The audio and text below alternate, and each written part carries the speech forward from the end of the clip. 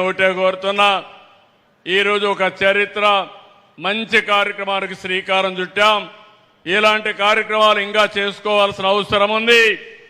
పల్నాడు జిల్లాలో పారవలసింది రక్తం కాదు. పల్నాడు జిల్లాలో ఒక విప్లవం రావాలి, పారిశ్రామిక విప్లవం రావాలి, పేదరికం పోవాలి. దానికి ప్రభుత్వం ముందుంటామని మరొక్కసారి తెలియజేసుకుంటూ, కేంద్రం వికసిత్ భారత్ 2047, రాష్ట్రం స్వర్ణ ఆంధ్రప్రదేశ్ 2047 కోసం పనిచేస్తున్నాం.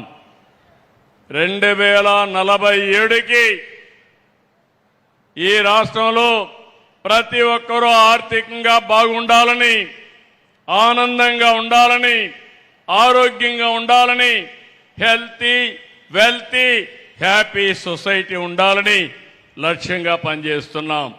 దీనికి అందరూ కూడా సహకరించవలసిందిగా కోరుకుంటూ, మరొకసారి ఈ కార్యక్రమానికి వచ్చిన మిమ్మల్ని అందరినీ మనస్ఫూర్తిగా అభినందిస్తూ, 1,04,000 కుటుంబాలని, అందులో ఉండే 5 లక్షల మందిని మనస్ఫూర్తిగా అభినందిస్తూ, ఈ రుణాల్ని సద్వినియోగం చేసుకోండి. ఇది మొదటి అడుగు మాత్రం.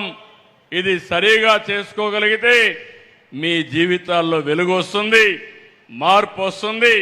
దాన్ని పూర్తిగా మీరు సద్వినియోగం చేసుకోవాల్సిందిగా కోరుకుంటూ, అందరికీ నమస్కారాలు. మరొకసారి జై భారత్, జై భారత్, జై Bharat,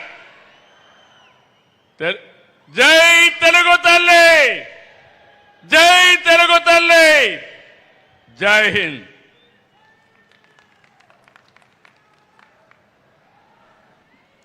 thank you sir, thank you very much.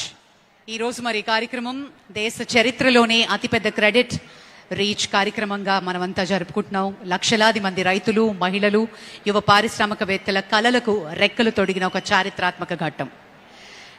ఆర్థిక సంస్కరణలకు రథసారథిగా, దానికి ముందు ఆంధ్రప్రదేశ్ ఆడబొడుచుగా, గ్రామీణ భారతదేశపు ఆర్థిక సాధికారతకు వెన్నుదన్నుగా నిలిచినటువంటి నాయకురాలు, దేశ ఆర్థిక వ్యవస్థను ప్రపంచంలోనే 5వ అతిపెద్ద ఆర్థిక శాఖగా నిలబెట్టిన ధీశాలి, భారత గౌరవనీయ ఆర్థిక కార్పొరేట్ వ్యవహారాల మంత్రి శ్రీమతి నిర్మలా సీతారామన్ గారి అమూల్య సందేశం.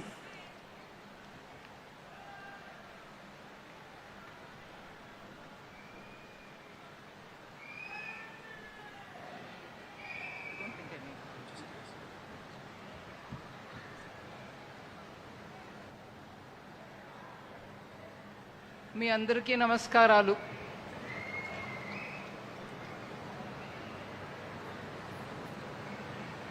Honorable Chief Minister, my respected colleague Finance Minister, Member of Parliament Lavu, if I can call you that, MLAs and all other members who have come here. నేను కొన్ని విషయాలే చెప్తానండి. ఇక్కడ ఈ కార్యక్రమం ఒక పెద్ద ఎత్తున జరిగిన కార్యక్రమానికి వెనకాల మెయిన్గా 2014 నుంచి మన ప్రధానమంత్రి గారు మోదీ గారు ప్రతి ఒక్క గ్రామానికి కూడా బ్యాంకు వెళ్ళాలి, దానికి ఏం చేయాలో మన గవర్నమెంట్ అది చేయాలి.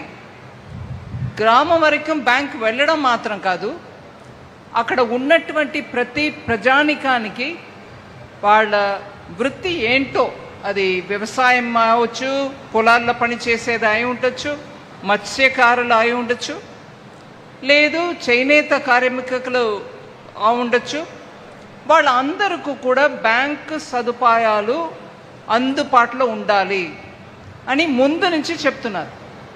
2019లో ఫైనాన్స్ మినిస్టర్గా నన్ను పంపించినప్పటికీ బ్యాంకుల పరిస్థితి ఇంకా మెరుగుపడాలి, ముందు ఉన్నటువంటి యూపీఏ టైంలో ఉన్నటువంటి ఎన్పిఏ నాన్ పర్ఫార్మింగ్ అసెట్స్ చాలా ఉండడం వల్ల బ్యాంకులు కూడా అంత గట్టిగా లేరు. కానీ బ్యాంకుల్ని కరెక్ట్గా దారికి తీసుకొచ్చి వాళ్ళు నష్టం పొందకుండా ఇంప్రూవ్మెంట్ తీసుకొచ్చినప్పటికీ ఇప్పుడు జనానికి ఒక్కొక్క ఊర్లో వెళ్ళి వాళ్ళు ఏం పని చేసి ఉన్నా కూడా వాళ్ళకి బ్యాంక్ ద్వారా సదుపాయాలు అందించండి అన్నారు. దీనికి తగినట్టు గ్యారంటీ తోటి లోన్ ఇవ్వడం అనే ఒక సిస్టమ్ తీసుకొచ్చాం. ఇప్పుడు ముందు మాట్లాడినప్పుడు ఎంపీ గారు అన్నారు, కోఆపరేటివ్ ట్యాక్స్లో గ్యారంటీ లేకుండా లోన్ ఇవ్వలేకపోవడం వల్ల మీరు ఒక గ్యారంటీ సిస్టమ్ తీసుకురండి అని. అది కోఆపరేటివ్ సొసైటీ లెవెల్కి మాట్లాడారు. ముందుగా బ్యాంకులు కూడా అట్లాంటి లోన్ ఇచ్చే పరిస్థితులు లేకుండా ఉండేప్పుడు మేము ఆ గ్యారంటీ స్కీమ్ తీసుకొచ్చి తోపుడు బండిలో పెట్టుకొని వ్యాపారం చేసే చిన్న చిన్న వ్యాపారులకు కూడా గ్యారంటీ లేకుండా, మతలం అంటే వాళ్ళ ఇంటి నుంచి బంగారమో లేకపోతే వాళ్ళ ఇంటి పత్రాలు తీసుకొచ్చి బ్యాంకులో పెట్టకుండా, దానికి అవసరం లేకుండా గవర్నమెంట్